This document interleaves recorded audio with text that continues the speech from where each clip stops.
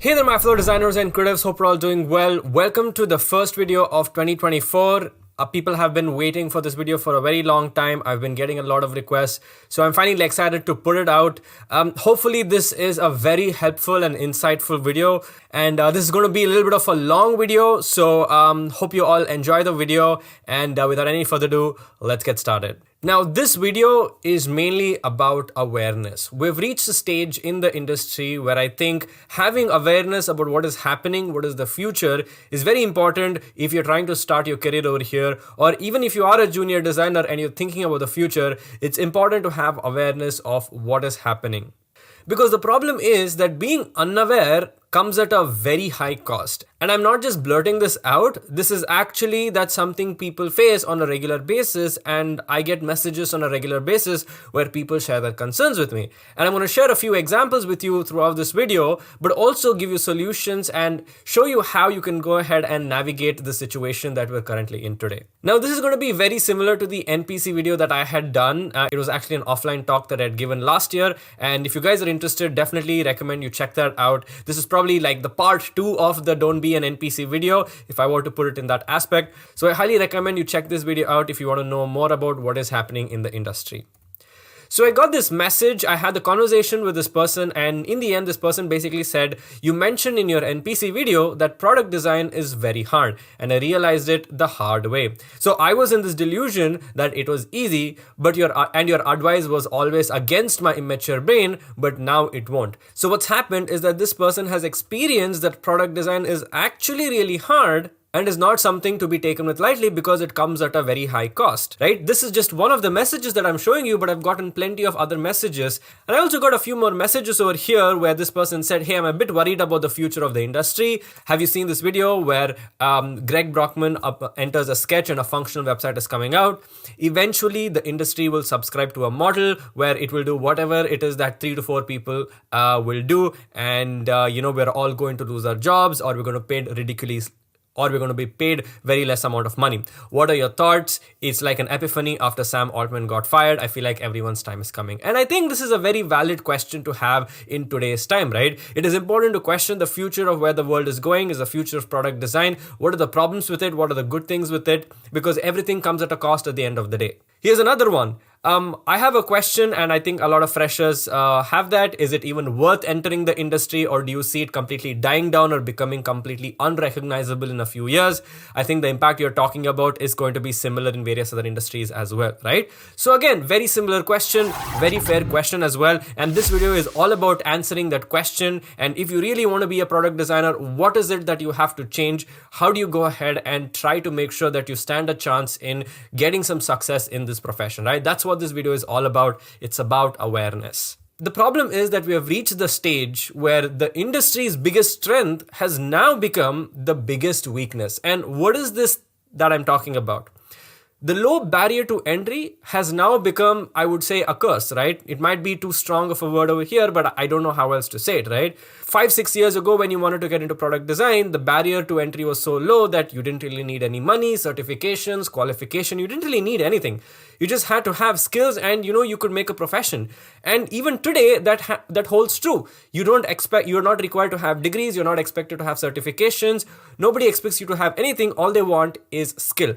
But that itself has created a lot of problems, because now we have a huge supply of designers, but they don't have enough skills. It's like people have just gotten into the industry just because it is easy to get into the industry. So what was an advantage before is now a disadvantage today. And so what I'm going to do in this video is I'm going to take you through a small journey where I'm going to talk about my story, where I'm going to talk about how did I actually start conversations with people that I wanted to become a designer. What was my strategy even before I started learning product design?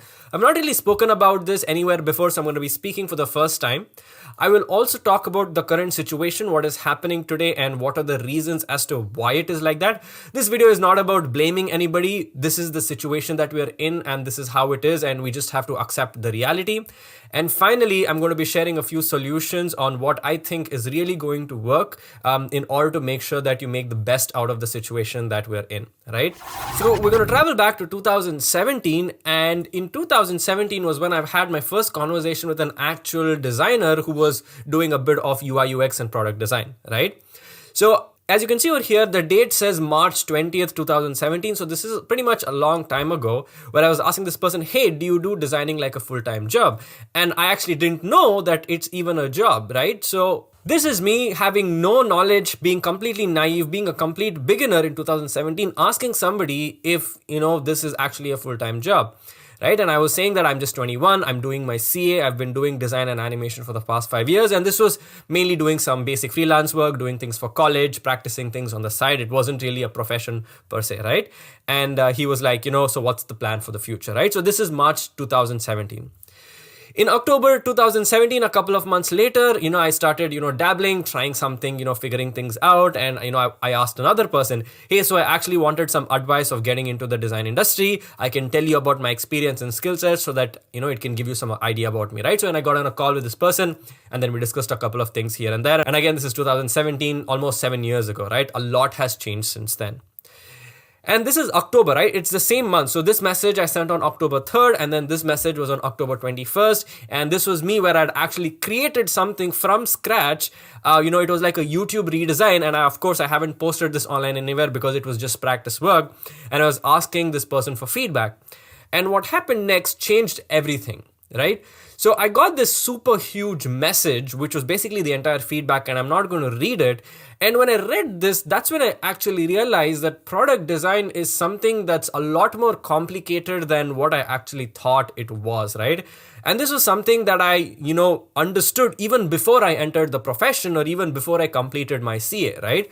So this is when I realized that I think I need to spend a lot more time figuring out this profession before I actually get into it, right? And I think a lot of other designers who sort of, became designers or entered the profession, before me or even along with me also went through a similar journey of figuring things out before deciding that they want to be a product designer, right?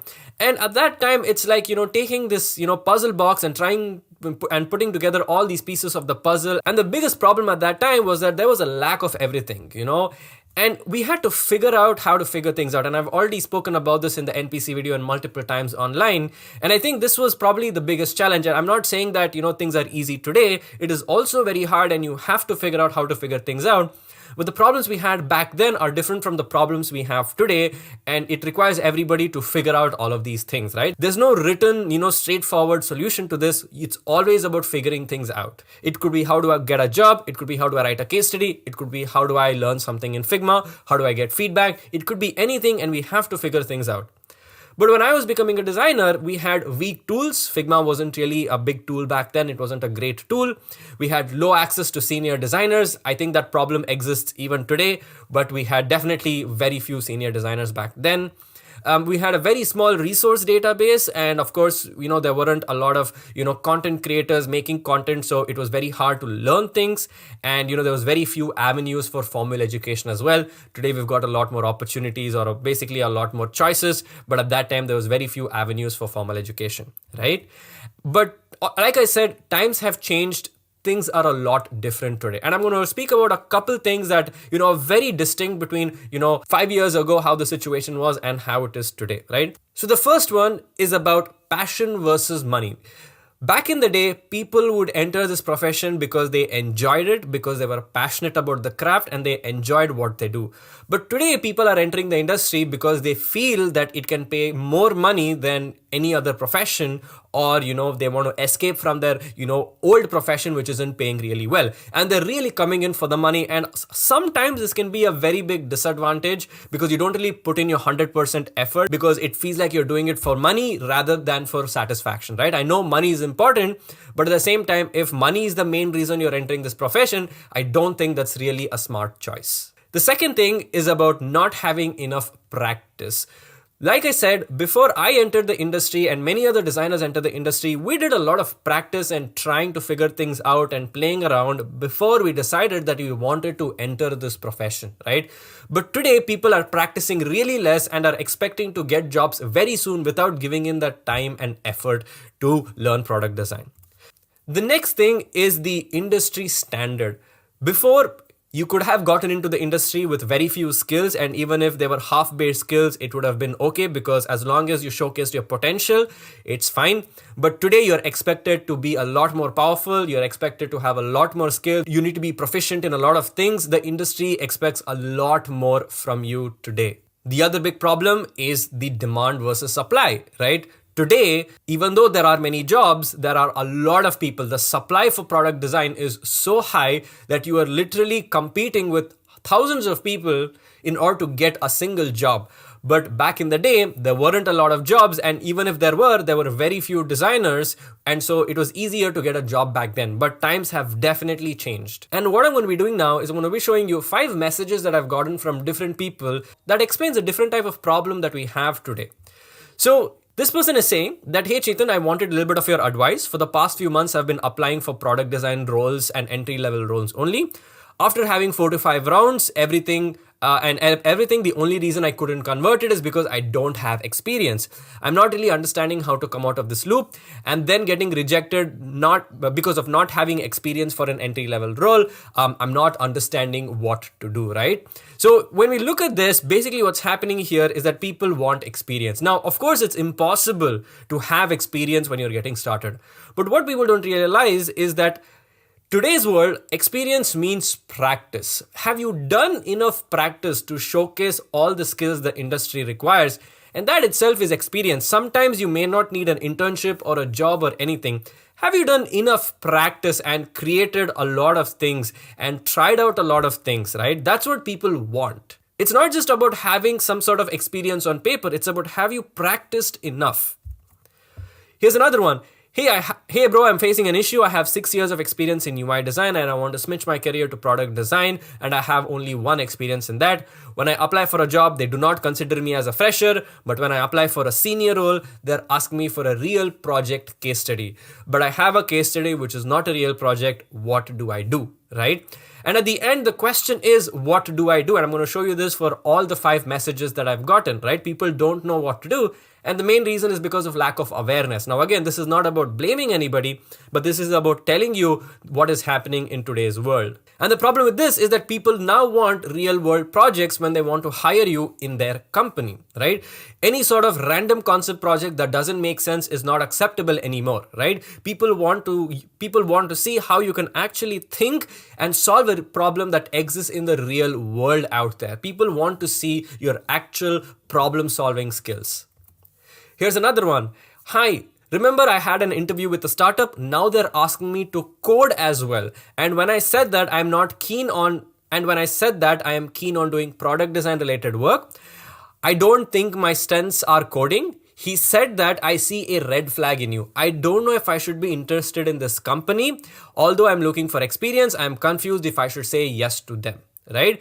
So basically the problem here is that we have a bunch of immature companies that don't even understand what is this profession all about, and product designers are never expected to code. It's an extremely great skill to have, but you can never get rejected at a company just because you don't have coding skills. But companies like this exist, and now if you don't have good enough work, you are forced to work at companies like this that don't really value design.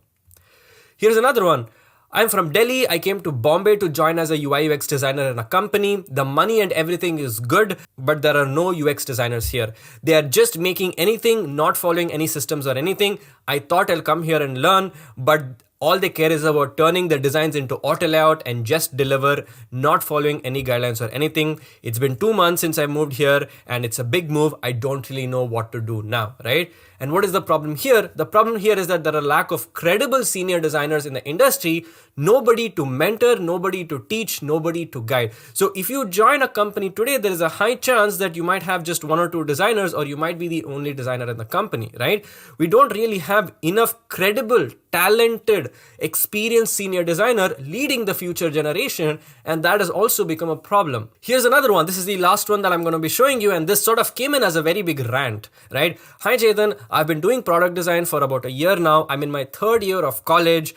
I did a remote internship last summer to gain some experience, but I've been looking for good internship opportunities for months. Either they are Either they are on-site, which I cannot do because of college, or the company isn't very good. What should I do? I want to have experience by doing good internship, but the situation of the market and recession isn't allowing me to do so. The past few months have not been very good. There is cutthroat competition between junior designers for every single role coming out, be it internship or full-time. I am trying very hard to upskill myself each day and make my work stand out, but how am I expected to compete with 2 years of senior people and still grab a chance? Like seriously, this has become a situation. An intern opening opens up and there are 1,000 applications within hours. I'm trying to learn and upskill myself, but such kind of scenario and so much of rejections just bringing frustration and distraction. In fact, there are days when I think maybe I'm not good. I have built a portfolio and I've gotten shortlisted in companies like Atlassian, Zepto, HackerRank, but every time, either because of unleveled competition with seniors or on-site issues, I am facing rejections.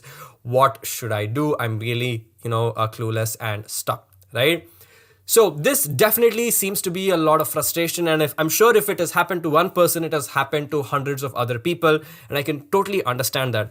The problem here is that because of high supply, companies have now increased the standard because now they have a lot of designers to choose from, right? So you are competing with thousands of other people for the same job. And to add on to that, we have a weak market as well, which means that there are less jobs, right? So the standards are high and there are less jobs. So definitely we are in a very tricky situation at the moment. Now, the main thing is, what is the solution to all of this? What is it that we can really do in this situation? And to be very honest, I don't know what the answer is. But what I can advise is saying that you can control what you can and then hope for the best, right? And try as much as you can. That's the only thing you can do. And focus on what you can control. And what is it that you can control?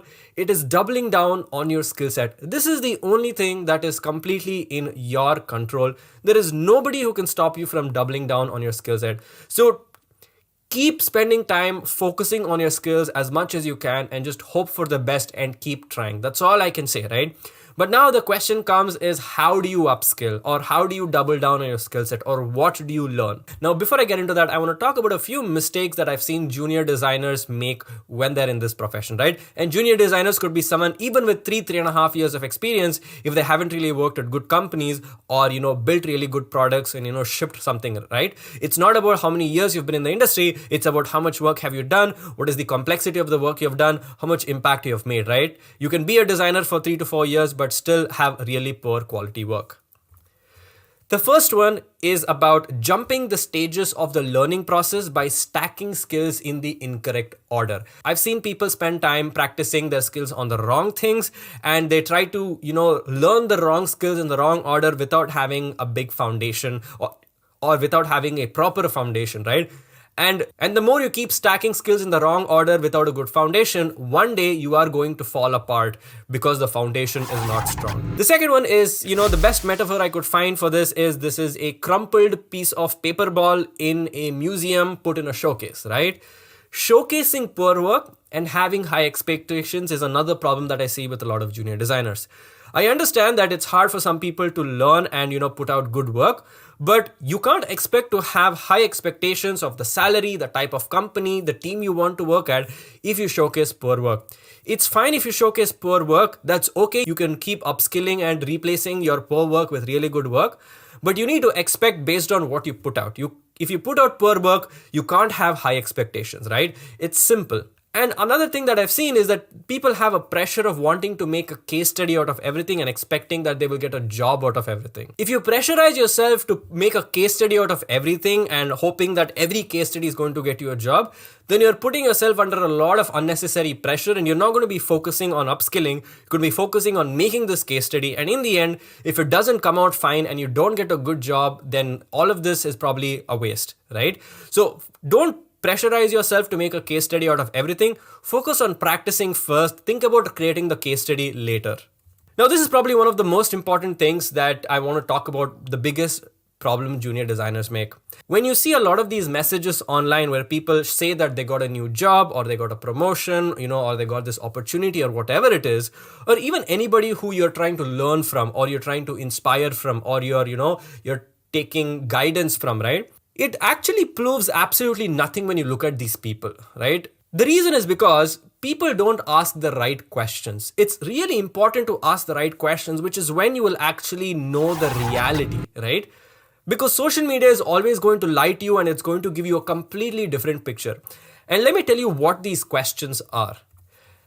Now, the first thing that you need to ask is it a company that values design? If somebody said and announced that they got a job, the first thing you need to question yourself is, are they in a company that values design, right? Because if it doesn't value design, then there is absolutely no point, because you are not going to be valued as an employee. You're going to be looked at as an expense rather than an asset, right? And in fact, I actually have an article on learnproduct.design, which is my guide, where I talk about how is it that you can actually identify good product companies that value design. I've given a very interesting framework and given so many examples that will help you identify if this is a company that actually values design or not. The next question is there potential for long-term growth, right? Because, for example, there are a lot of companies which are into Web3 and crypto, but there is no ability for those companies to become successful because of the nature of the industry that they're in, right? So there is a very high chance that there is no long-term growth for you, because the company is going to be focusing on generating revenue, trying to compete with everybody else, try to stay in the market, and design is not always the solution, and design might not get the emphasis that it needs, and so you are not going to get long-term growth in a company like that, right? Of course, I'm generalizing over here, but there are definitely exceptions, right? So it's important to understand, can this company become successful, because that has a direct correlation to your success as well, right? So that will tell you if there is long-term growth. The next one is about application to interviews to rejection ratio.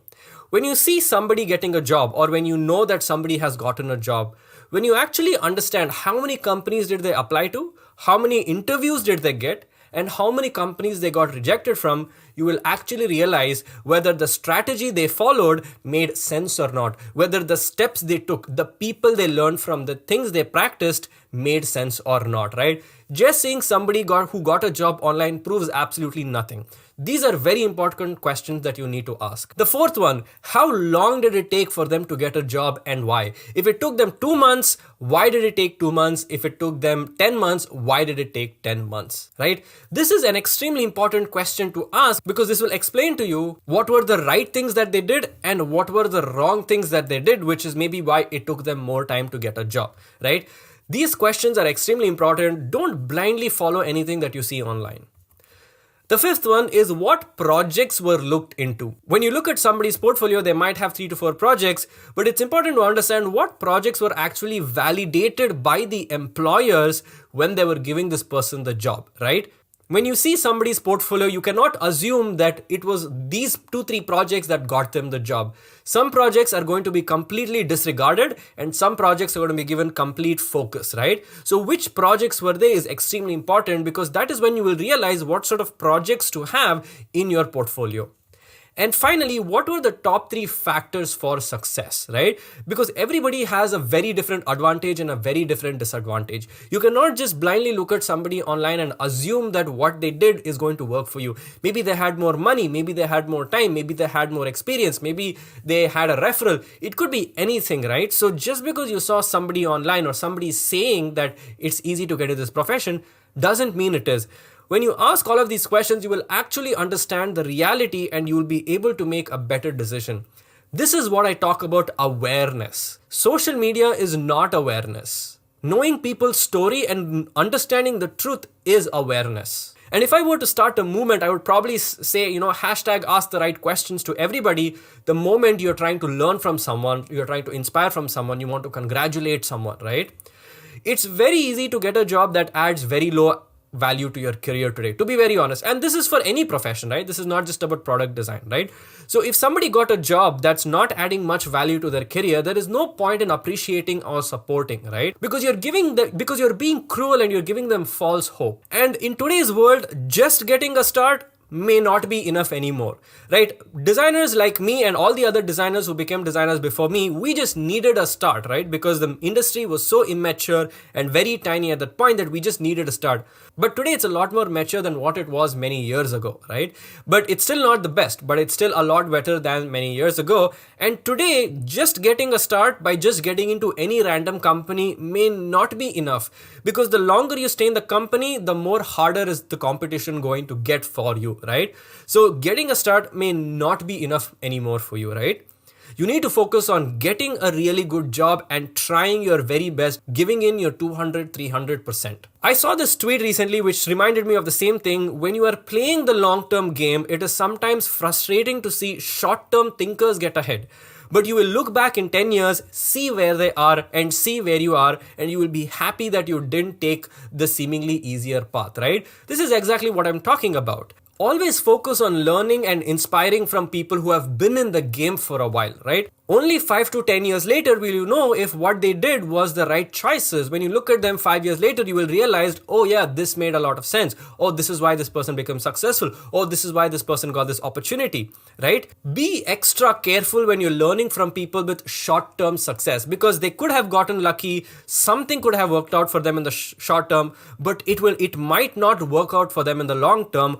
Only 5 to 10 years later, or maybe just 5 years later, are you going to realize whether the choices they made in their career, in the beginning of their career, were the right choices or not. Please always ask the right questions. And finally, there are a lot of jobs, but they aren't great jobs. And the reason I'm saying this is because the market still hasn't understood what product designers do, right?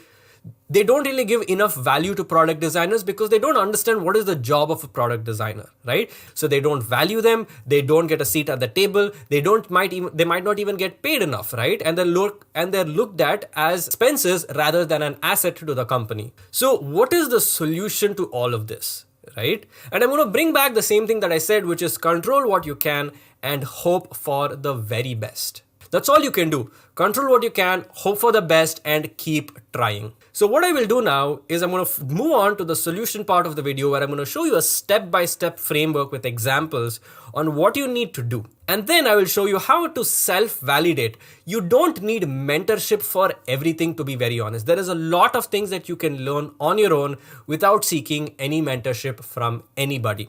And finally, I will show you how to move on to the next step, or basically the next stage of the learning process, right?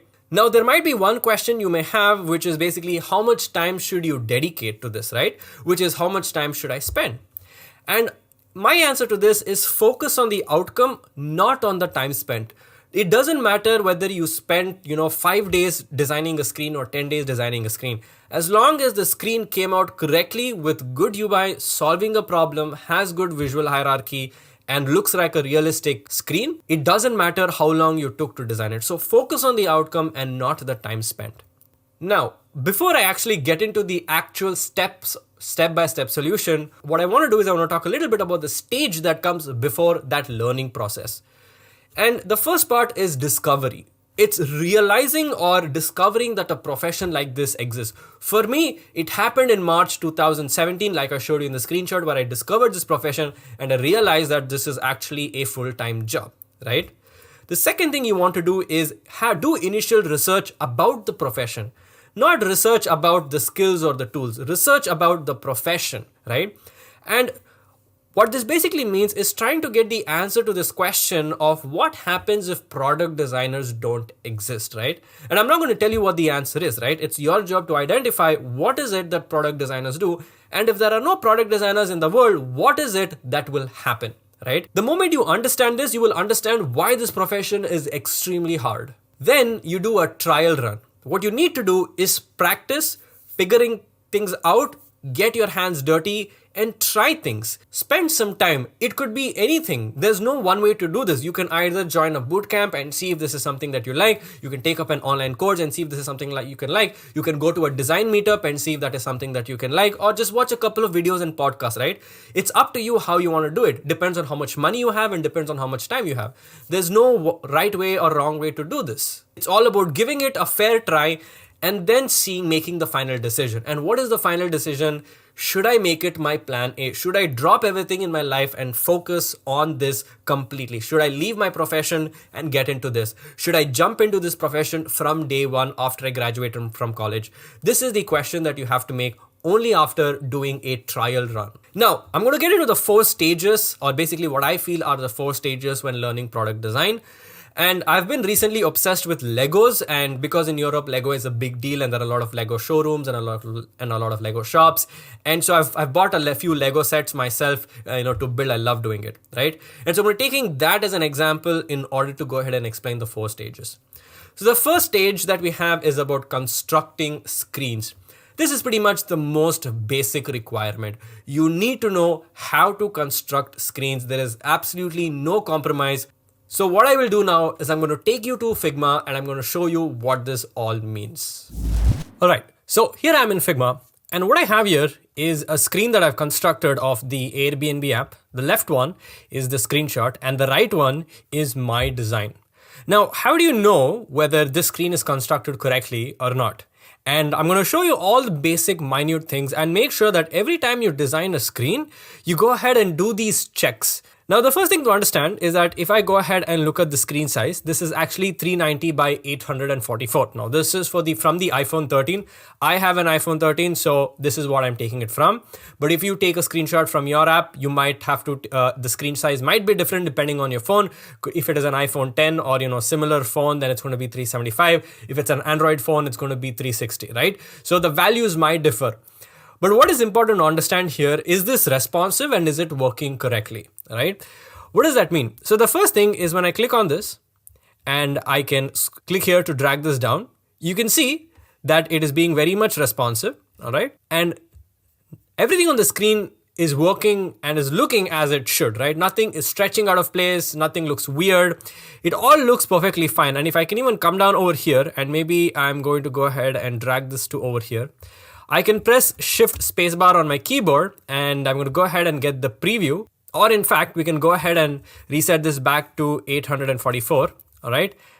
And then we get this screen. And if I scroll, it doesn't seem to be scrolling. So we're going to go ahead and increase this again, okay? And now I should be able to scroll inside, right? And this is pretty much the exact behavior that we want. And this is looking great. This is pretty much how the screen looks like.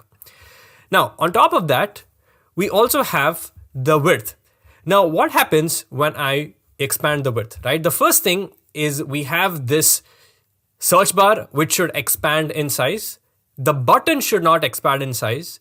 None of these tabs should expand in size, but more of the tab should be revealed, all right? What about these cards? Now, these cards are not just going to increase in width. They're going to increase in the width and the height as well. Now, not all apps follow this. Apps like YouTube, apps like Instagram, where you have a lot of images and is not in a carousel, you will have to make sure that they scale by aspect ratio, right? So when I go ahead and expand the width of this, you can see that the height and the width is automatically changing. And you can see even here on the top that the search bar is also increasing in width. The icon is sticking to the right. More of the tabs are being revealed. And this button, which is the map, is in the center of the screen, right? It should always be in the center of the screen. Now, one of the things that is not moving here is the tab bar. Now, the problem here is that this is a Figma functionality that, is not yet there. If I go ahead and try to set the constraints to left and right, I'm not able to do it because I've set the position here to be fixed, right? If it's not fixed, then I should be able to set it to left and right, but we can go ahead and manually increase this. Now, even if you go ahead and manually increase it, you can see that everything is expanding as it should. The spacing is equal, right? And you can see over here that I can select these tabs and these tabs are also expanding and there is no unnecessary gap. Everything is super streamlined. And in fact, I'm using components for all of them, as you can see over here, right? And I'm going to leave a link down below in the description for you to go ahead and duplicate this file and play around with things if you're interested, right? And if I go ahead and press Command Y, you can see a bunch of things of how I've constructed the screen, right? I don't have unnecessary groups. I don't have unnecessary frame. Everything is perfectly created. So for example, we have the status bar over here, which we don't really have to touch. Then we have the search area, which is there is this one box. All right. And then we have the search bar itself. And then I've used auto layout for this. And then over here as well. And even for this, it's simple boxes, as you can see over here. And then there's equal gap. All the tabs look perfectly fine. All right, here, this looks weird because I use the aspect ratio plugin in order to, fit to the aspect ratio. All right. Then over here, this also looks very nicely created. You can see that all of this is in auto layout. This is in the center. All right, here you've got all of these three together. Even the tabs here, right? Each tab has an icon and a text and absolutely nothing else, right? And I can go ahead and increase or decrease the size. All right, let's go ahead and set this to 390. Right, and I can select this as well, or actually this, and then reduce this to 390 as well, right? And as you can see that the way it expands is super clear, right? Nothing is looking off, nothing is looking weird, right? I can do the same thing over here, right? The status bar, everything moves accordingly, right? This is how you really want to construct the screen. And I've used auto layout pretty much for everything, and I've made all of them components because at the end of the day, your screen must be composed of components. You can't have random elements floating here and there, right? So I'm going to go ahead and turn this back. All right. Another thing to note is the icons, right? So if you look at the icons, if I click on an icon, you can see that each icon is in a nice box, all right? It's not just the random icon. Each icon is in a box and the paddings are equal and everything is in an auto layout. It is very neatly constructed. Even this icon, this is not 24 by 24, but it is still as a multiple of 4. And it's in a nice box, as you can see over here. It's in a nice container, all right? Same thing for all of these icons as well, equally spaced out. I've used auto layout to space these out really well. Even this icon itself is there in a nice auto layout. It's anchored to the top right corner of the screen, all right? Even this icon as well, it's in a 16 by 16, very well done. Added some padding over here. Even this pill, right? I've gone ahead and created this map icon, put this inside, and this is, looking pretty good, right? Same thing with this. And I've combined the home indicator and the tab bar together, all right? So that they're one entity. And I've also set constraints, right? So this is set to the bottom. This is set to the center, which means it's going to be in the center of the area, all right? And this one is also sticky. So I've gone ahead or actually it's fixed, right? Or maybe we can call it sticky fix. It's pretty much the same thing over here in this case, where it's stuck to the top. And if I go ahead and scroll this, maybe I have to go ahead and increase the height of this, right? If I scroll this, you can see that this one is, stuck to the top of the screen, and then, the bottom area scrolls, right? I've also added shadows. I've added this bar over here, which is going to stick to the bottom of the tab. All of these using auto layout. And, this is pretty much how you really want to construct the screen, right? And this is where design components or design system also comes into place, because in the end, all of these are going to be components, right? And what do you call these components? What do you name these components? You need to know pretty much all of this, right? So go ahead and download the file, play around, duplicate it. I will also go ahead and give you guys the list of components, the master components basically, and all the icons so that you can see how I've gone ahead and built this screen, right? So knowing how to construct this super basic, simple screen is extremely important, because this is pretty much the most basic requirement. If you can't construct a screen like this neatly, and as you can even see, I've gone ahead and created components, and of course I mentioned that already, and I've given nice names, right? And I've organized them properly by giving them names like wrapper, anything that's auto layout. This is also a wrapper.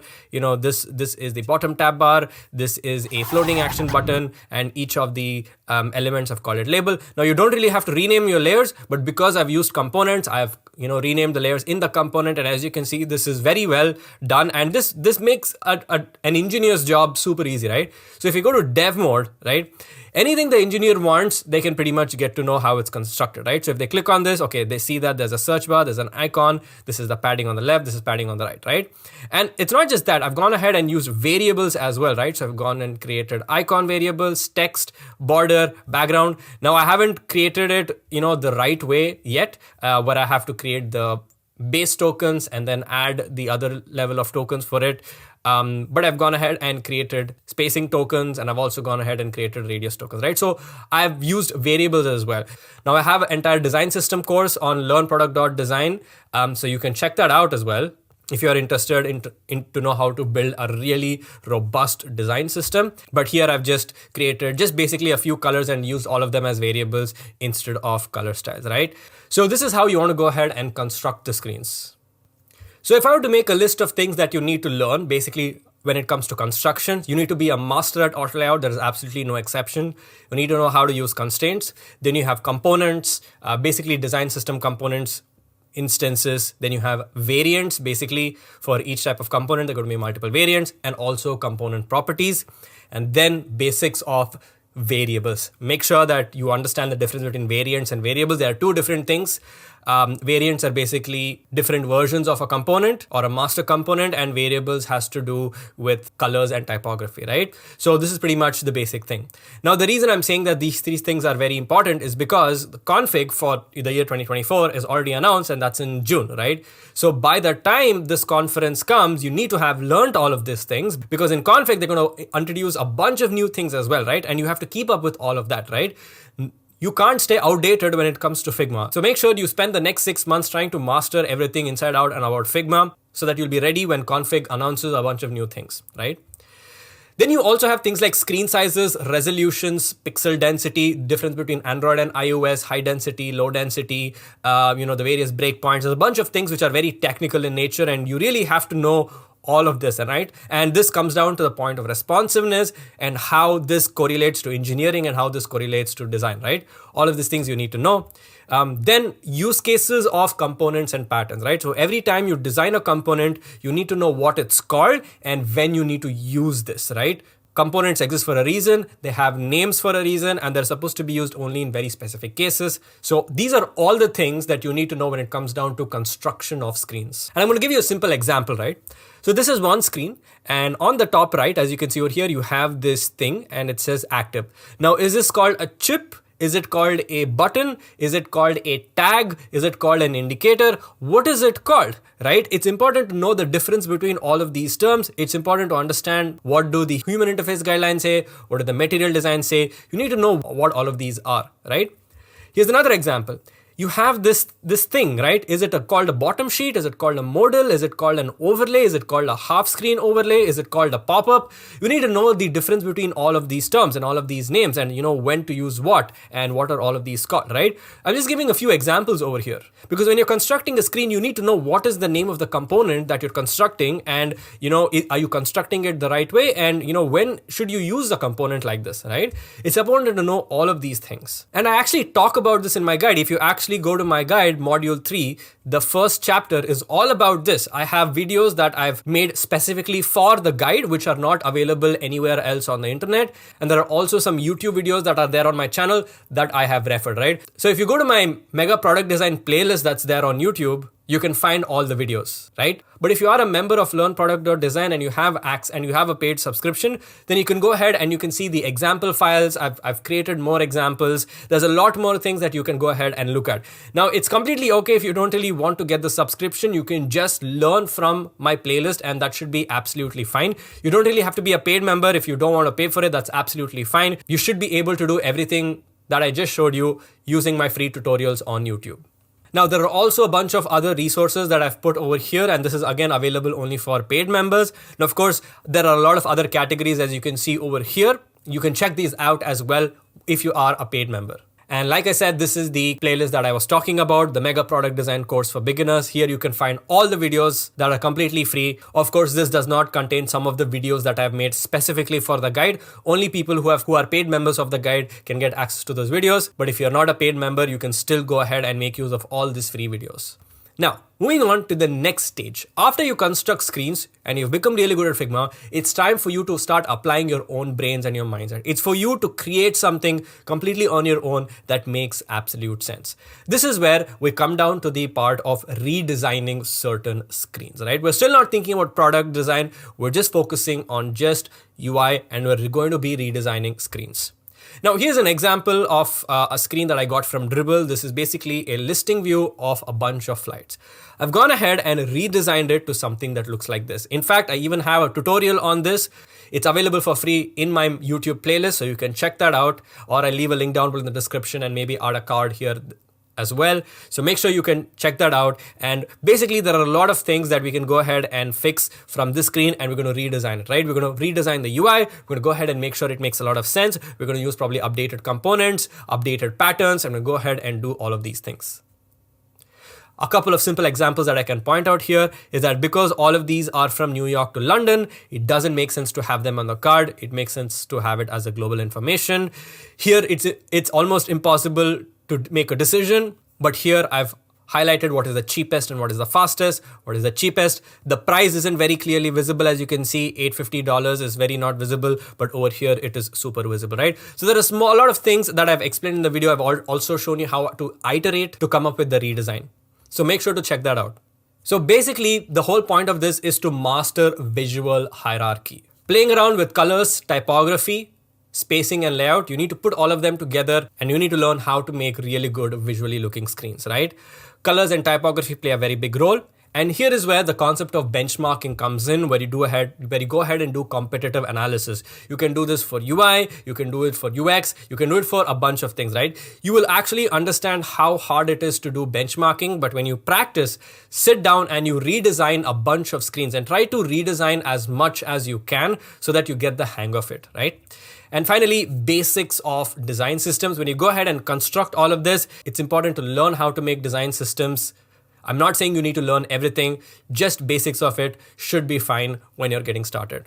Now, I also have a super long course, which is a super ultimate guide to design systems. If you are a paid member of learnproduct.design, you can get this absolutely for free. Only a few videos are freely available on YouTube. The rest of them are not available on YouTube, and you have to be a paid member to get that. And coming back to the slide again, the second chapter is about that, where I show you how to master visual hierarchy and design patterns. We're going to understand a bunch of things over here. It's in a lot more detail. Again, you don't really have to get the membership if you don't want. A lot of the videos I already have on YouTube for free, and you can check that out. All right, moving to the third phase. After you have done enough practice, spent hours and hours, try to redesign, 15 to 20 to 30 screens. After you've done an immense amount of practice, it's time to start building a story, right? Now, this is not about creating a project for your case study. This is about putting your skills to the text, where you go ahead and take things to the next level, right? In the beginning, we saw just learning how to play with Lego blocks. In the second stage, it was about constructing something meaningful. And here, you construct something even bigger and you build a story around it, right? And as you can see over here, there's a bunch of cars, there's a house. As you can see, the boy has grown up, right? So I'm just trying to make a metaphor. Hope that makes a lot of sense. So the third step is about creating flows. Now, what is extremely important here to understand is that this is the point where you will develop problem-solving skills. Don't focus on trying to find a really great problem statement for your case study right from day one. That makes absolutely no sense. Focus on developing and growing your problem-solving skills. Because whiteboarding rounds, which are often very common rounds that you see in interviews, showcase your ability to think, right? And whiteboarding rounds are pretty hard to crack for any type of designer. It is intimidating and nervous and hard for any designer, no matter how experienced they are. It is still a very challenging thing because you have to showcase your entire problem-solving ability in just 1 hour. So because whiteboarding sessions are really important and can really judge you as a product designer, it's important to build those problem-solving skills today. And I want people to spend the maximum time practicing here. If you've spent, let's say, X amount of hours redesigning screens, spend 5X the amount of hours on going ahead and building user flows. And I'm going to talk more about this in a second. Now, take inspiration from real life. And basically, I'm talking about problem statements or things that are worth solving from real life. You don't really have to focus too much on finding a really great problem statement to solve at the very beginning. You will find a really good problem statement if you follow the process. First, start by solving something that's simple, and then you can worry about a problem statement for your case study.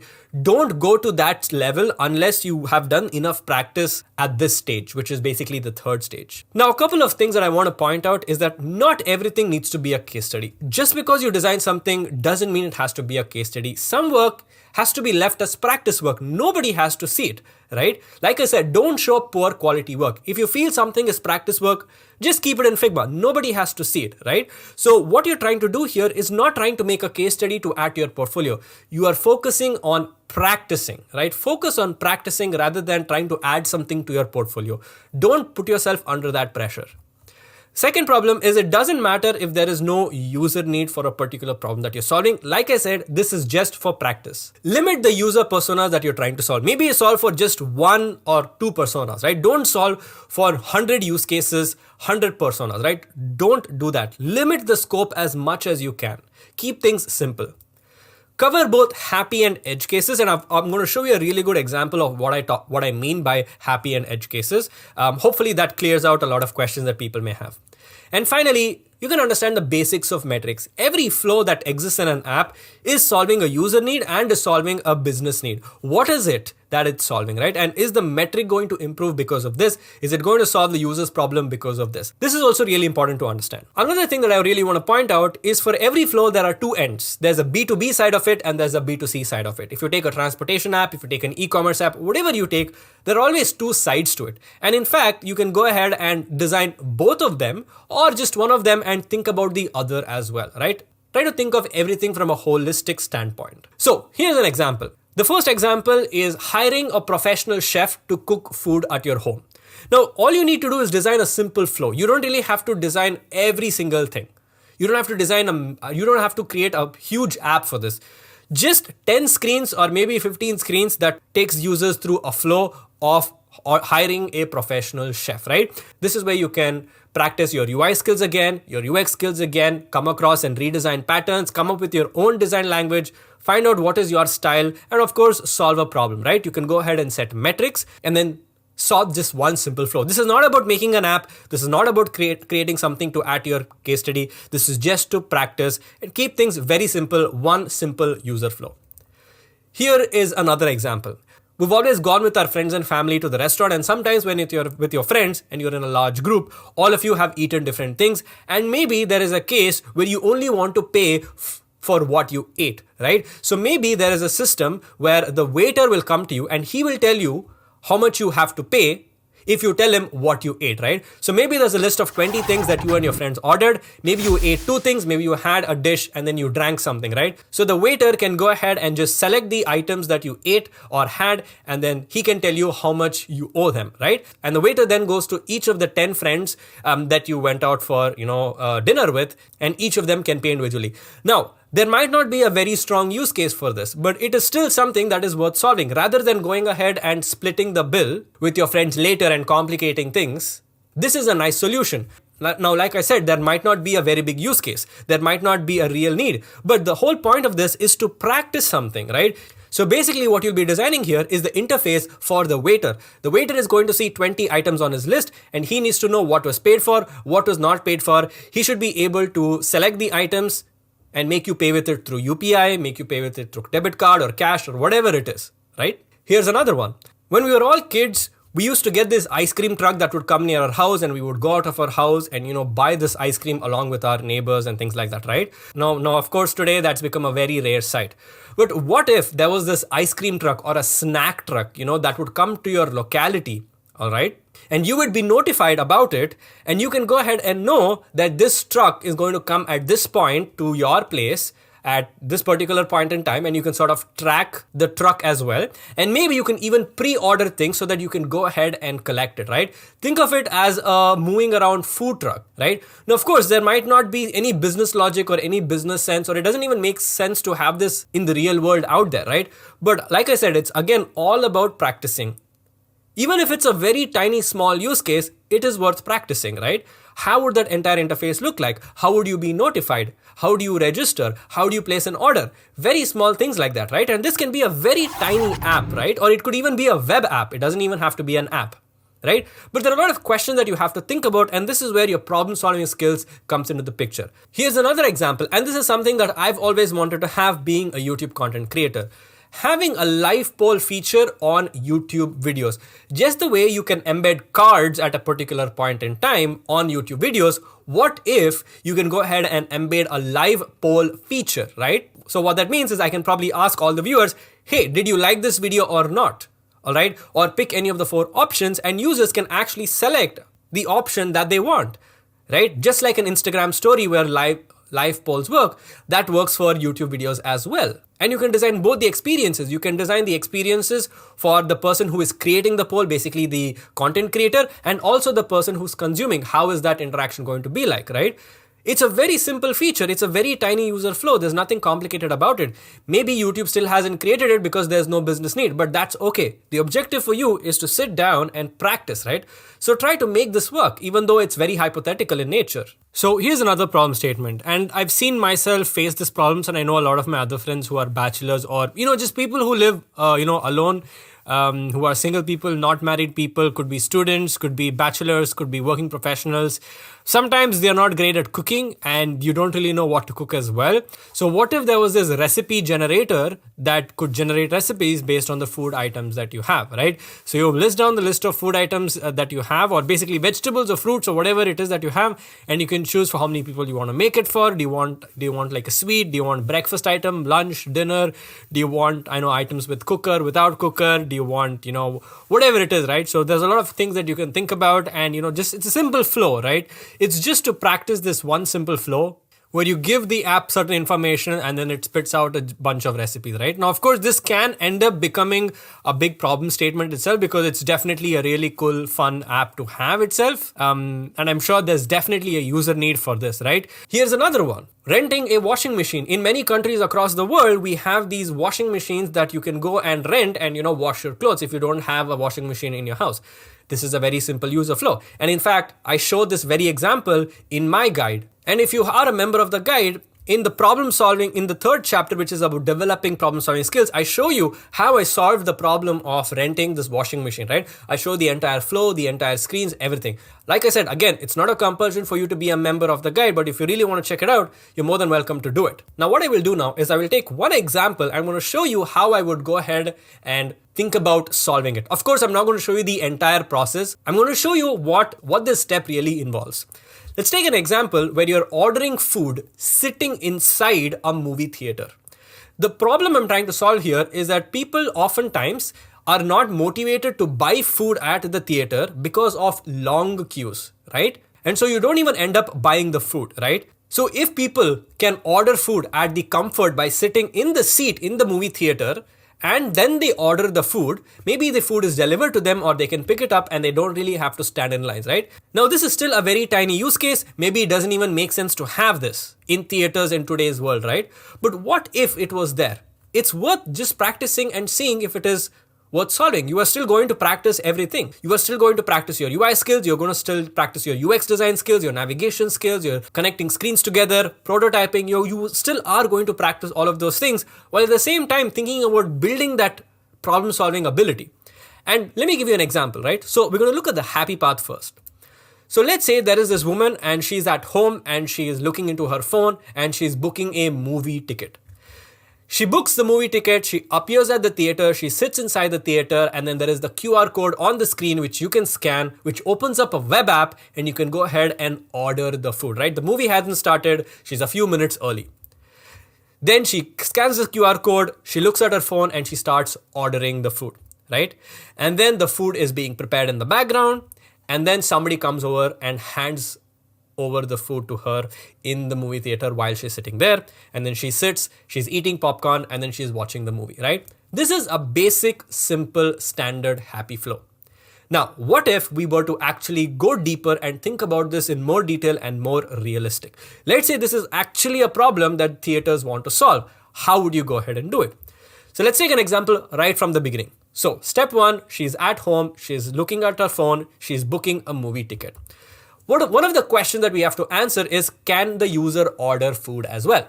Maybe yes or no. Maybe she can, maybe she can't. Doesn't matter, right? It's up to you to figure out what the answer to this question is.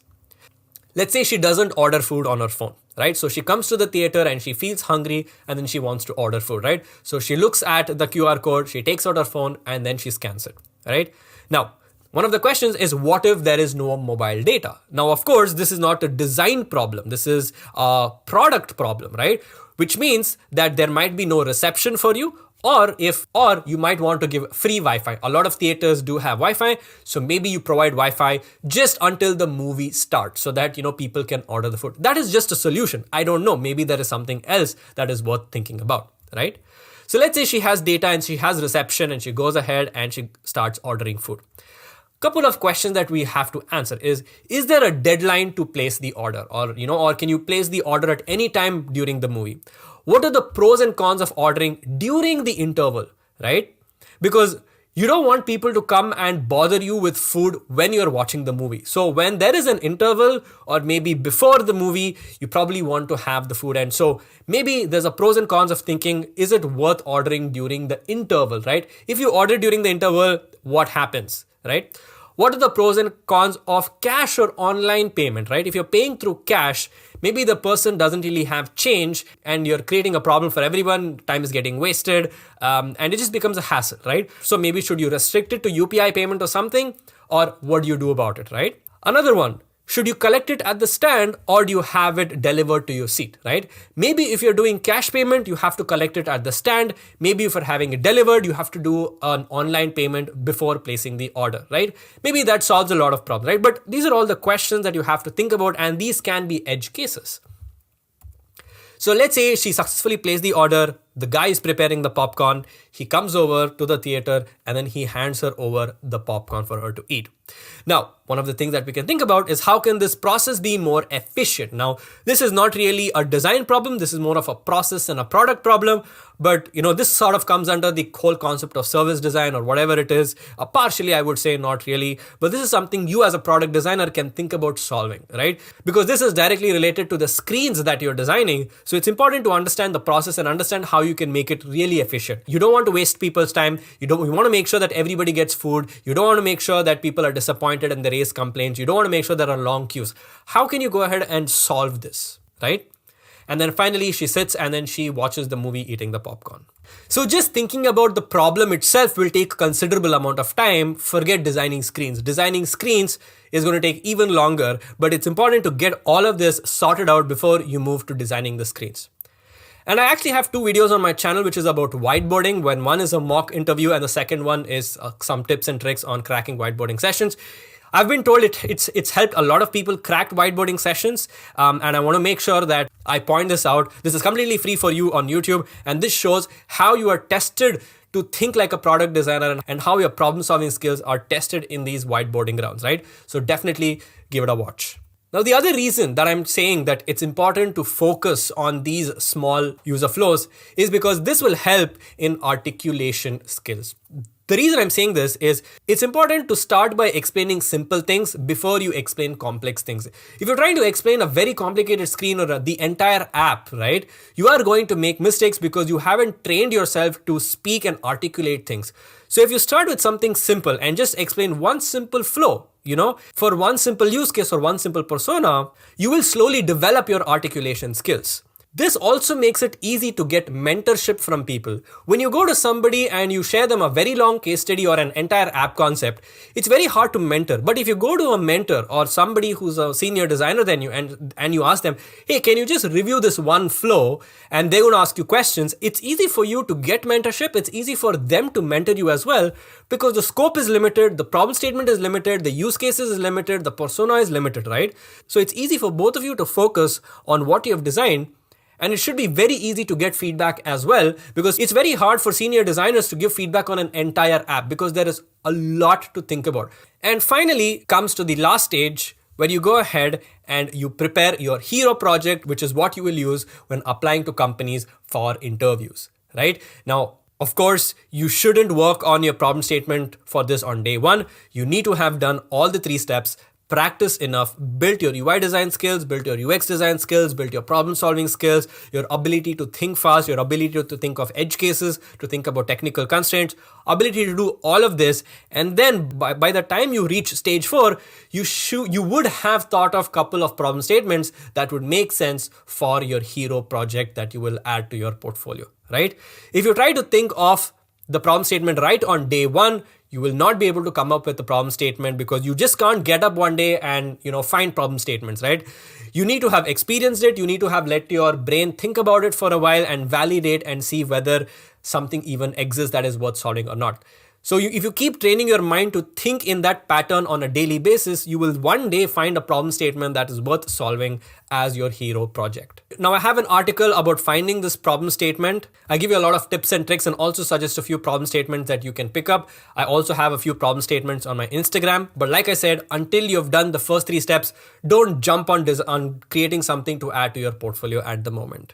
Now, being a product designer isn't just about learning the skills. There is a long road ahead and it gets harder and harder. If you think creating a good case study to add to your portfolio is hard, then you haven't actually experienced anything. Because when you're ready to apply for jobs, that's when things get even harder. You have to climb even more steps. The stakes get even higher because you have to prepare your portfolio. You then have to apply to companies and then you have to get interviews and then you have to clear interview rounds itself, right? They're going to judge all your skills, even your problem solving skills, your UI design, UX design, name it.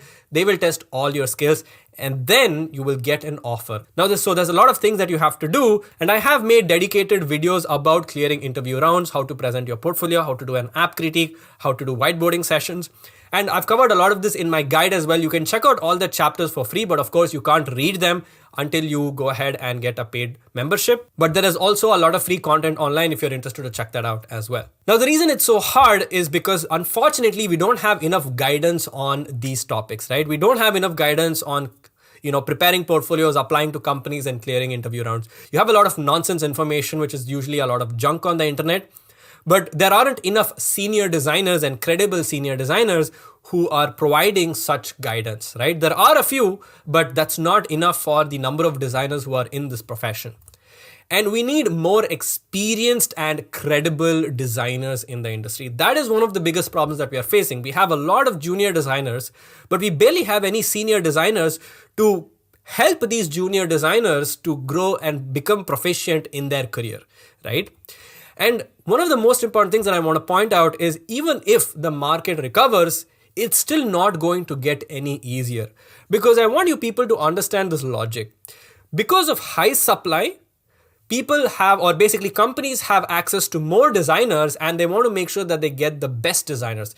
And so because of the high supply, the standard is high.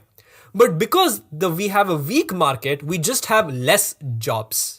The market situation has nothing to do with standards, right? So even if the market becomes strong, there will be more jobs, but it doesn't mean it's going to be easier to get a good job because the standards are still going to be high because there is very high supply of design. I want all of you to really understand the logic of this. So the last thing I would say to end this video is that it is now your time to shine. I've shown you the problems, I've shown you the causes, I've shown you the current situation, I've even given solutions. And in the end, it's now your time to shine and it's up to you to take that responsibility to go ahead and become a really good designer and become the senior designers that the industry wants. So that's pretty much it for this video, guys. Thank you guys so much for watching. Hope you guys really enjoyed it. If you did, let me know in the comment sections down below. Make sure to leave a like and subscribe to the channel for more amazing, awesome content. I'll see you guys in my next video. So then take care and bye-bye.